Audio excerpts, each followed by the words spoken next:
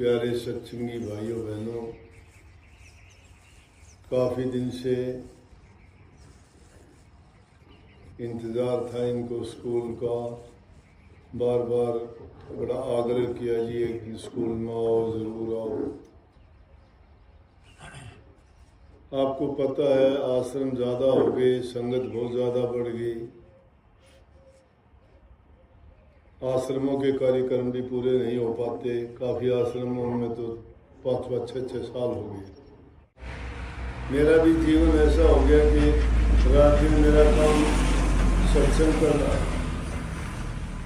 मेरा जीवन ही सत्संग है, मेरा कर्म ही सत्संग है, मेरा भाग्य भी सत्संग है, मेरा अंत, भविष्य और शुरुआत भी मेरी सत्संग है।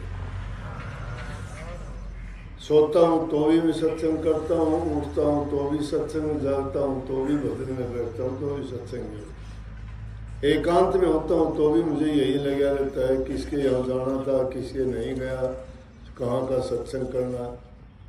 एक हफ्ते से ज़्यादा कोई भी ऐसा वक्त नहीं आता कि कोई ना कोई आश्रम में जनरल सत्संग होता ही होता है।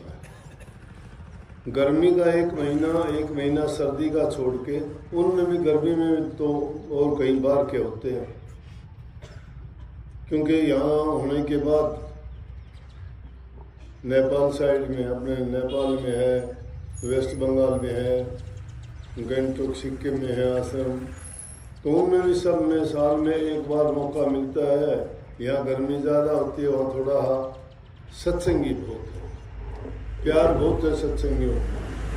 आज के युग में सत्संग है भी नहीं। सत्संग के नाम पर लोगों ने कुछ और ही कुछ आडंबर रच लिए, पाखंड बना लिए, झूठे कपटी। नाम भक्ति को तो जानते ही नहीं लोग। नाम को समझे खुद नहीं समझे, खुद किसी ने करनी नहीं की, कोई अभ्यास नहीं किया, उनको खुद को नहीं पता तेरी क्या हालत होगी, वो दूसरे जीवों को क्या तो ज्ञान देंगे, क्या सत्संग देंगे, क्या उनको भक्ति का मार्ग सिखाएंगे। परंतु क्या है, ये कलयुग है, इसमें बेवकूफ़ आदमी हैं, कोई भी कहता है उसके पीछे लग लेते हैं। उनको ये पता ही नहीं सत्संग है क्या। सत्संग को जिसने जान लिया उस इंसान का जीवन परिवर्तन हो जाता है। उसकी झूठ कपट बेईमानियां खत्म हो जाती हैं, उसका हृदय पाक साफ और पवित्र हो जाता है। और जब तक हृदय पवित्र नहीं है, इंसान की भावनाएं शुद्ध नहीं है, उसके ख्याल अच्छे सच्चे नहीं हैं, घरों में उनके प्यार नहीं है, लड़ाई झगड़ा, घरों में उनकी संतान उनके कहे में नहीं है, कोई शराब पीता है, कोई कुछ करता है उल्टे सीधे काम, तो जहाँ ये चीज़ें होती हैं वहाँ तो राक्षसों का वासा होता है। वहाँ सत्संग कैसा? दोनों चीज़ एक जगह नहीं ठहर सकती। पाप पुण्य दोनों एक जगह नहीं हो सकते, रात दिन एक जगह नहीं होते, सुख और दुख भी दोनों एक जगह नहीं रहते, तो भक्ति और पाप कर्म इकट्ठे कैसे रह जाएंगे? एक बार की बात है, एक महात्मा थे, उनका लड़का बुरी संगति में पड़ गया। उसके पिता ने बहुत समझाया, नहीं माना। तो एक दिन बैठे बैठे वो कोई लोहार का काम करता था, अपने बेटे से कहने लगा, बेटा कोयले और लेके आना, भट्टी कम हो गई है। वो कोयले लेके आया, खड़ा हो गया। उसने पूछा कि पिताजी कोयले ले आया मैं? हाँ ना में कोई जवाब नहीं दिया, हाथ में लिए खड़ा रहा। थोड़ी देर के बाद में फिर बोला, अरे कोयले गर्म है क्या? ने बोला नहीं, गर्म तो नहीं है। ने बोला तो क्या होता है? थोड़ी देर लेके चल जाए। बोला पिताजी गर्म तो नहीं है, लेकिन हाथ को तो काढ़ा तो करते हैं। ने बोला बुरी संगति इसीलिए तू कहता है ना कि मैं बुरे लोगों के पास बैठता हूँ, लेकिन मैं उनकी बातों को मानता तो नहीं। बोला कि अगर बुरे आदमी के पास कितनी भी कोशिश कर लो, अगर ना मानोगे तो भी कोई न कोई दाग ऐसे लग जाएगा जैसे कोयले तेरे हाथ को काला कर देंगे, जलाते रहेंगे।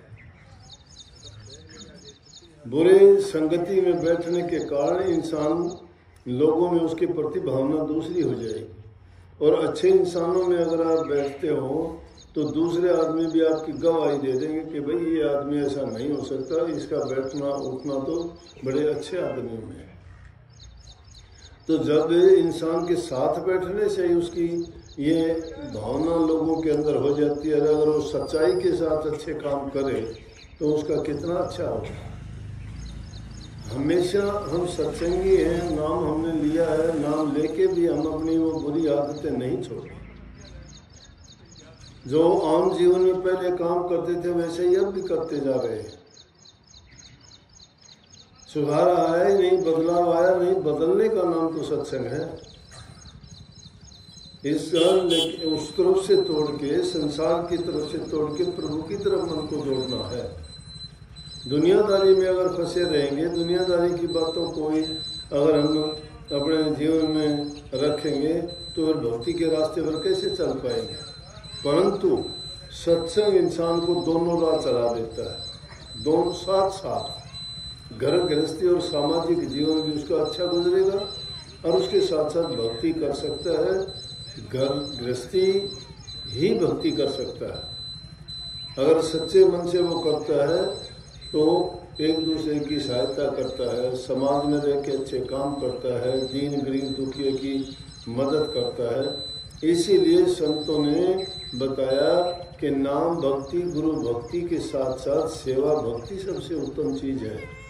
इसलिए सत्संग में जब जाते हो, या पूछता है कोई, ना तुम्हारी जाति पूछता कोई, ना छोटा बड़ा देखता कोई, न पढ़े लिखे अनपढ़ देखता कोई, न धनवान गरीब देखता कोई। सबको एक पाठ पढ़ाया जाता है।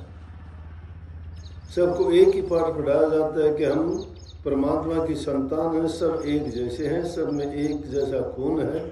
हमें सबसे प्यार करना चाहिए। जो सबसे प्यार करता है वो प्रभु का गुण है, वो भक्ति है।